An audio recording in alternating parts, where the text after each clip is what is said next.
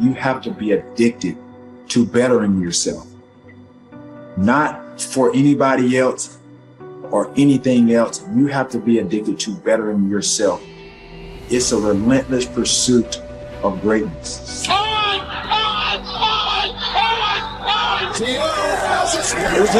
He's pulling Hall of Fame numbers. He's a Hall of Fame football player. Right in the middle of the star.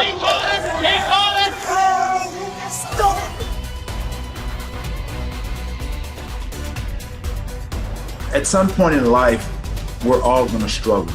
And I think that's what you're getting to. We're going to be confronted with something. There's going to be some obstacles that we feel that, we can't overcome. Or when you're on your path to success, there's always going to be those roadblocks here and there.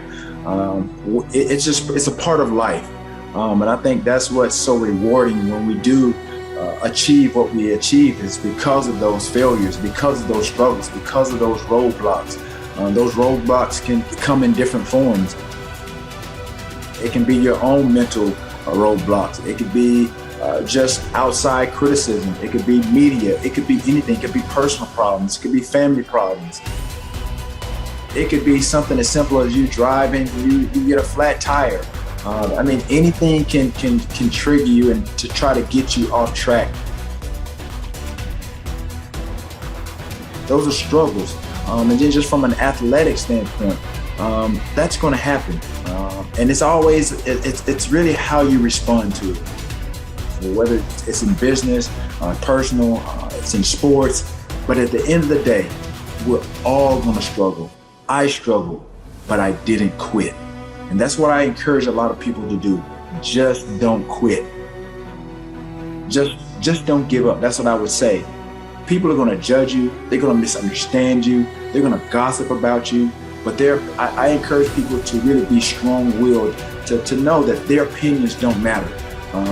Their opinions are not your problem. Some people are able to really rise above and beyond their circumstances, and there are some people that can't handle it. But that doesn't mean that they can't be great. They just have to approach it and deal with it the way that they feel needed. No matter what is said or done, do not doubt your worth. Take us into your daily routines. How do you stay as disciplined as you are?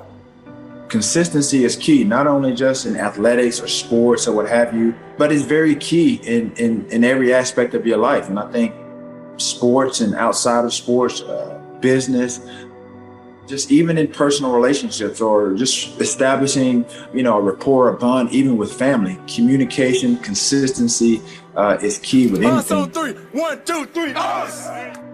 If you communicate and know how and understand how to communicate with, your peers, coaches, and be receptive to constructive criticism, then I think you give yourself an opportunity to grow, not only as a person, but as an athlete at the same time, because there's always communication in everything that we do.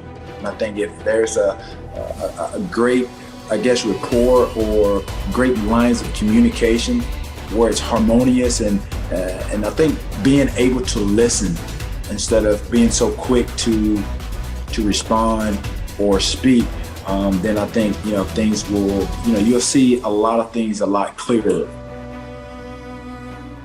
What do you think, if you think about that idea of skill set and mindset, what's your edge over everyone else?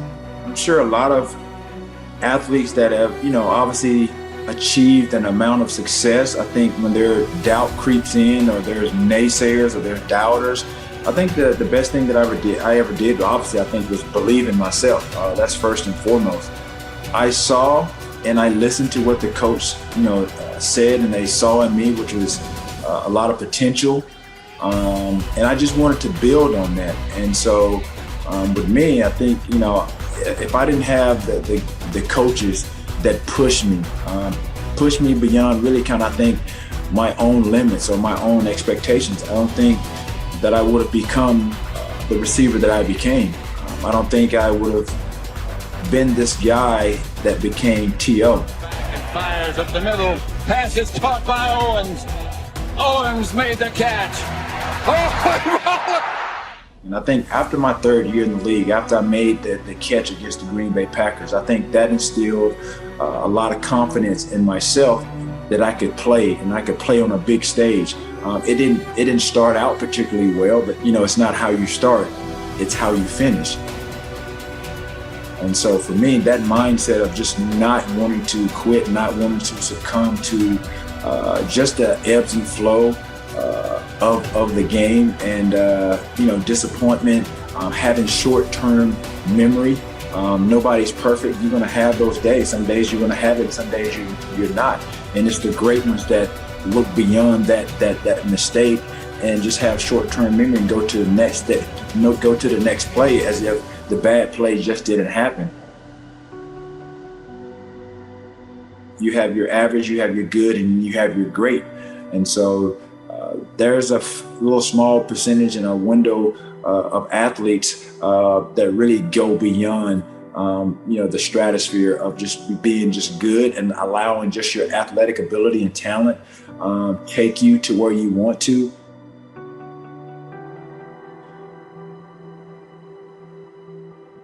But when you think about some of the great athletes and in so many sports, and I think the perfect examples, I think for me, it's because I love basketball. You think about a lot of these kids, they go from high school to the pros. And obviously, that's not the case now. You have to go 1 year. But just think about the kids that go from high school to the pros. You think about your Kevin Garnett. You think about your Kobe Bryant, your LeBron James, Michael Jordan. He's one of the greatest. He didn't go from high school to the pros, but he's considered, obviously the greatest of all time. But when you think about what Michael Jordan did as setting the blueprint, especially for a guy like Kobe, who was at that point when he was alive, he was a living carbon copy of one of the greatest basketball players of all time. You think about what LeBron has done. He lived up to the expectations, lived up to the potential in which a lot of scouts and owners and GMs pegged him as. And so that's why you look at Steph Curry. That's why you see these guys, they enhance upon their abilities and their potential. You look at scouts and how they grade or evaluate talent. Sometimes these scouts are way off base. If you go back and look at some of the scouting reports of a guy like Steph Curry, who's small frame, another guy, Kevin Durant, they said these guys were not going to make it in the league. It was going to be tough.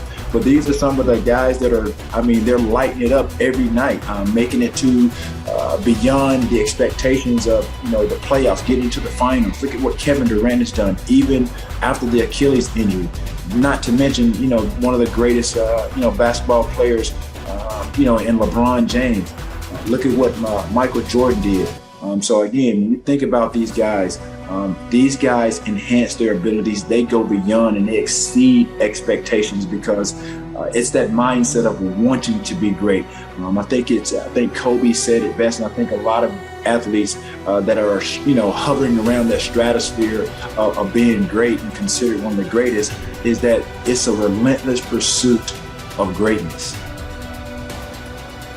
If you just stay on course, it'll take you further than you can ever imagine. I think for me personally, what set me apart, I think, from everyone else is that my dedication and my discipline and just the execution of being consistent is what put me in a different stratosphere, just put me on a different level. And I think people were able to see that. Sometimes, like I said, I didn't want to just blend in. I wanted to stand out. When you start to become successful, you're not going to be 100% liked by everyone.